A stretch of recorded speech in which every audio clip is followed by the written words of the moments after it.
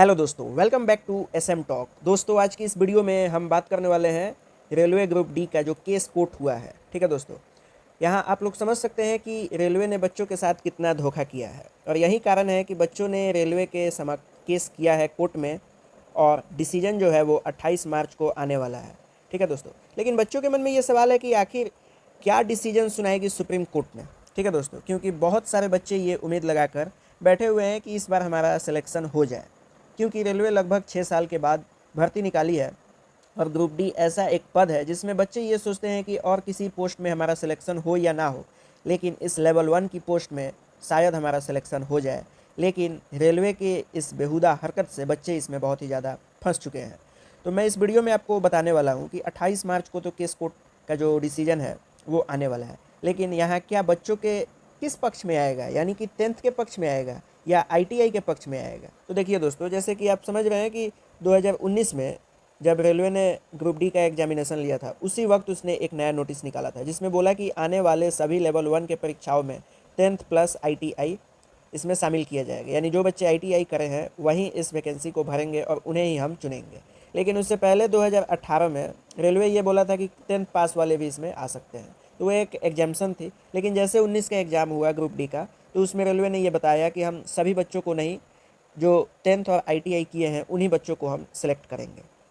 और रेलवे के द्वारा 2025 में जब ग्रुप डी की वैकेंसी लाई गई, तो उसका जो शॉर्ट नोटिस आया था, उस शॉर्ट नोटिस में ये लिखा ही नहीं था कि आपका एग्ज़ाम का जो एजुकेशन क्वालिफिकेशन है वो क्या होने वाला है। ठीक है दोस्तों, उसके बाद डिटेल नोटिस आपको 22 जनवरी 2025 को आया, जिसमें ये साफ साफ लिखा हुआ था कि 10th वाले बच्चे भर पाएंगे, यानी जो आईटीआई किया है वो भी भर पाएगा, जो नहीं किया है उसे भी भरना है। लेकिन यहाँ खेला कब शुरू हो जाता है, जब आईटीआई वाले बच्चे ये सोचते हैं कि हमारा तो पैसा वेस्ट हो गया, यानी जो 2019 से और अब तक वेट कर रहे थे कि अब तो आईटीआई लगने ही वाला है क्योंकि ग्रुप डी की वैकेंसी आएगी, उन्होंने अपना समय 2 साल वेस्ट किया, उन्होंने पैसा लगाया, उन्होंने कहीं दूसरे जगह जाकर आईटीआई किया, तो उसमें उन लोगों का पैसा भी लगा है। अच्छा, अब जैसे आपको यहाँ पे जनवरी में नोटिफिकेशन आ जाता है कि ग्रुप डी का यहाँ पे फॉर्म फिल होने वाला है, तो बच्चे 1-2 महीना पहले से तैयारी में भी जुट गए, ये सोच के कि हम आईटीआई किए हैं, आईटीआई वाले बच्चे कम हैं तो हमारा सिलेक्शन इस बार हो जाए। लेकिन रेलवे ने क्या किया, 10th लागू कर दिया, तो इसमें तो भेड़ बकरी की चाल हो गई, सब लोग इसमें आ गए ना, यानी कि आईटीआई वाले का तो कोई वैल्यू रहा नहीं। तो ऐसे में बच्चे ने क्या किया कि वो जाके सुप्रीम कोर्ट में केस ठोक दिया रेलवे के खिलाफ कि हमने आईटीआई किया है और 2019 में रेलवे के द्वारा ये नोटिस निकाला गया था कि अब से हम लेवल 1 के वैकेंसी में केवल आईटीआई वाले बच्चों को ही हम सेलेक्ट करेंगे, 10th वाले को हम नहीं लेंगे। लेकिन आखिर ऐसा उसने क्यों किया, तो इस पर कोर्ट वालों ने, सुप्रीम कोर्ट ने रेलवे से ये जवाब मांगा कि आपने ऐसा क्यों किया, तो वो लोग जवाब में अब जो भी बताए होंगे।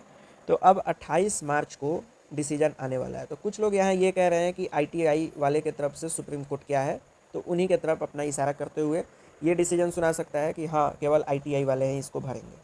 दूसरा ये कह रहे हैं कि जो 10th पास किए हैं उनके लिए भी सुप्रीम कोर्ट जो है वो ये बताएगा कि हाँ, उनके लिए भी अलाउ किया जाएगा। तो यहाँ सबसे बड़ी समस्या ये आती है कि आखिर इन दोनों में किसके पक्ष में फैसला जाएगा, 10th वाले के पक्ष में या आईटीआई वाले के पक्ष में। तो मैं अपने अनुमान से ये बताऊँगा कि अगर आईटीआई वाले के पक्ष में सुप्रीम कोर्ट जाती है तो क्या 10th वाले सोए रहेंगे। जब आईटीआई वाले इतने कम स्टूडेंट जाके केस ठोक डालें, तो अगर ये डिसीजन आईटीआई वाले के पक्ष में जाता है तो क्या 10th वाले सोए रहेंगे, बिल्कुल नहीं। तो यहाँ ये समझने वाली बात है कि अगर आईटीआई वाले की तरफ से सुप्रीम कोर्ट ये डिसीजन सुना देती है कि ठीक है, आईटीआई वाले को हम अलाउ करते हैं, केवल वहीं एग्ज़ाम देंगे, बाकी जो 10th वाले हैं उनका जो पैसा है वो रिफ़ंड किया जाए, रेलवे से ये कह सकती है। लेकिन यहाँ दिक्कत ये होगा, जब ये डिसीजन आ जाएगी तब 10th वाले चढ़ जाएंगे और वो जाके क्या करेंगे, तो कोर्ट में केस कर देंगे। और जैसे केस होगा तो सुप्रीम कोर्ट एपेक्स कोर्ट है, सबसे उच्च न्यायालय है और वहाँ सबकी बात सुनी जाती है। तो जब 10th वाले बच्चे तो बहुत ज़्यादा हैं, सब 10th पास किए हुए, जब वो जाएंगे तो वहाँ और ज़्यादा समस्या होगा। तो यहाँ ये समझिए कि जो 28 मार्च को जो डिसीजन सुनाई जाएगी, इसमें 10th प्लस आईटीआई, ठीक है दोस्तों, यानी कि 10th अथवा जो और का मतलब अथवा आईटीआई, यानी जो 10th पास किए हैं और जो आईटीआई है, इन दोनों के लिए अलाउ कर दिया जाएगा। यानी जो भी अभी तक फॉर्म फिल किए हैं वो बिल्कुल निश्चिंत हो जाए, क्योंकि ऐसे ही होने वाला है। ये मैं अपने अंदाज से बता रहा हूँ, क्योंकि आईटीआई के पक्ष में अगर सुप्रीम कोर्ट जाएगी तो 10th वाले मानेंगे नहीं, क्योंकि 10th वाले का इसमें पैसा लगा है, 10th वाले भी तैयारी में जुट गए हैं कि हमें भी एक मौका मिला है 2019 के बाद में। तो इसमें ये होगा कि जो सुप्रीम कोर्ट है वो सबके साथ न्याय करना चाहेगी, ये नहीं कि किसी एक इंडिविजुअल पार्टी को वो कहे कि हम ठीक है, आपके लिए केवल आईटीआई हम अलाउ कर देते हैं और 10th वाले को छाट देते हैं। क्योंकि इस देश में सबको ये समान अधिकार मिला है किसी भी वैकेंसी को भरने के लिए। रेलवे जैसे 2019 में अपना नोटिस निकाली थी कि 10th प्लस ITI हमें दोनों चाहिए। अगर नोटिफिकेशन में वो 10th प्लस ITI इस बार अगर देती तो यहाँ सुप्रीम कोर्ट में कोई भी केस की ज़रूरत ही नहीं पड़ती। लेकिन रेलवे के द्वारा ये गलती हुआ है कि उसने 10th लगा दिया है और इस पर ITI वाले भड़क गए हैं। तो मेरे अनुमान से अगर सुप्रीम कोर्ट की 28 मार्च की जो भी निर्णय, जो भी डिसीजन सुनाई जाएगी तो वो दोनों के पक्ष में होगी, यानी 10th और ITI दोनों। इसीलिए आप लोग बिल्कुल निश्चिंत रहे। बहुत सारे बच्चे ऐसे हैं जो परेशान हो गए हैं कि आखिर हमारा कैसे होगा, क्योंकि हमने 10th पे भर दिया है, कोई कह रहा हमने ITI पे भरा, सो भी एक हो गया है, तो क्या हम इस बार एग्ज़ाम नहीं देंगे जो 10th वाले हैं, क्या उनका पैसा रिफंड रहेगा? ऐसा कुछ नहीं, आपका फॉर्म जैसा का तैसा रहेगा, आप सभी लोग एग्ज़ाम देंगे।